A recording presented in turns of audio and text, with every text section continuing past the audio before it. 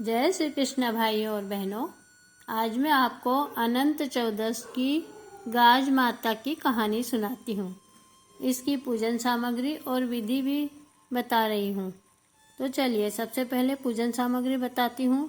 इसमें लिया जाता है कंकु, चावल, हल्दी, मोली, कपड़े, पैसे, सुपारी, एक कटोरी गेहूँ का या शक्कर की, एक रोड बना हुआ और 14 तार से बना हुआ एक डोरा। अब इसकी पूजन विधि। इस दिन गाज माता की पूजा की जाती है। मिट्टी के भील भीलनी का जोड़ा बना लें और उनको कपड़े पहनाकर एक पाटिये पर रख दें और 14 तार का सूत का डोरा बना लें और एक रोट शक्कर में रखें।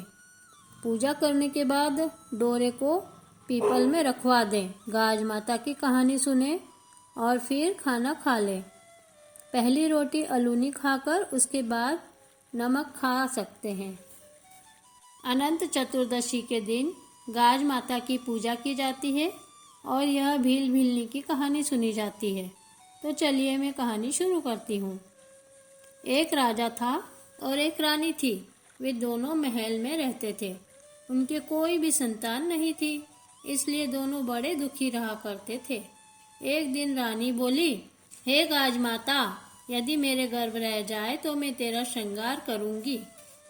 गाज माता की कृपा से रानी को गर्भ रह गया, परंतु रानी गाज माता का श्रृंगार करना भूल गई। एक दिन रानी का लड़का पालने में सो रहा था। गाज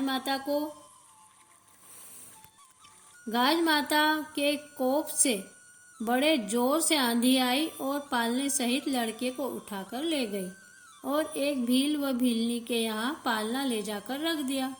वह भील भीलनी के यहाँ ना ही धन था और न ही संतान थे, लेकिन वे गाज माता की पूजा किया करते थे।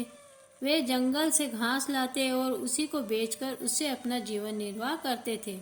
भील जब जंगल से वापस आया तो उसने पालने में लड़का देखा। उसे देखकर बहुत खुश हुआ। वह उसका पालन पोषण करने लगे। एक धोबी था जो राजा और भील दोनों के कपड़े धोता था। इधर राजा के महल में शोरगुल मचा हुआ था कि गाज माता लड़के को उड़ाकर ले गई है। लड़का कहाँ गया है? पास ही में धोबी खड़ा यह सब सुन रहा था। तभी वह बोला, महाराज, मैंने आज पालने में सोता हुआ एक सुंदर सा बालक भील के यहाँ देखा था। तब राजा ने नौकर को आज्ञा दी कि भील को यहाँ बुला लाओ। भील को महल में ले जाया गया। तब राजा ने भील से पूछा कि तेरे घर पालने सहित लड़का कैसे पहुंचा? तब भील ने डरते हुए बताया कि महाराज, मैं गाज माता का व्रत और पूजन करता हूँ, अतः गाज माता ने खुश होकर वह लड़का दिया है। यह सुनकर राजा रानी को अपनी पुरानी बात याद आ गई कि हमने तो गाज माता के श्रृंगार का प्रण किया था, लेकिन पुत्र होने के बाद भी उसे हमने पूरा नहीं किया, इसलिए हमारा पुत्र चला गया। तब रानी बोली कि हे गाज माता, हमारा पुत्र ला दो। हमारा पुत्र मिलने पर हमने जितने श्रृंगार बोले हैं उनसे डबल श्रृंगार करेंगे। गाज माता ने राजा रानी का पुत्र ला दिया।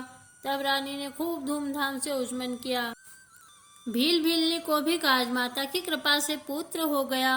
हे गाज माता, जैसे तुमने भील भीलनी को धन और पुत्र दिया और रानी को खोया हुआ पुत्र दिया, उसी तरह हे माँ, सबको पुत्र व धन देना।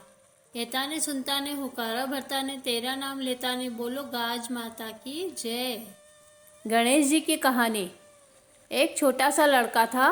वह घर से लड़ाई कर कर निकल गया और बोला कि मैं तो गणेश जी से मिलकर ही आऊँगा। चलते चलते वह घने जंगल में पहुँच गया।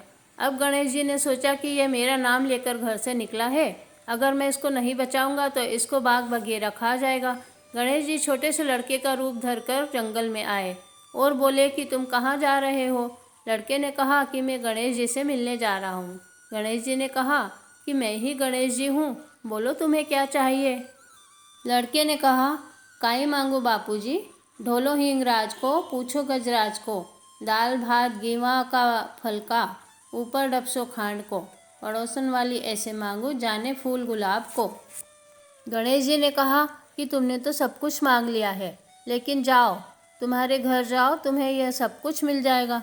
जब लड़का वापस घर आया तो घर आकर देखा कि एक छोटी सी बिन्नी पटिए पर बैठी है और घर में बहुत धन हो रहा है। लड़के ने अपनी माँ से कहा कि माँ देखो, मैं विधायक जी से सब कुछ मांग कर लाया हूँ। माँ भी बहुत खुश हो गई और लड़के के घर में 9 निधि 12 सिद्धि हो गई, खूब धन दौलत हो गया। हे विधायक जी महाराज, जैसे उस लड़के पर टूटे वैसे सबके ऊपर टूटना। कहता ने सुनता ने हुकारा भरता ने, तुम्हारा नाम लेता ने। बोलिए गजानन भगवान की जय। बोलो गजानन भगवान की जय। बोलिए गाज माता की जय। आपको कैसा लगा हमारा वीडियो? अगर आपको पसंद आया हो तो ज़रूर से सब्सक्राइब और शेयर कीजिए। धन्यवाद।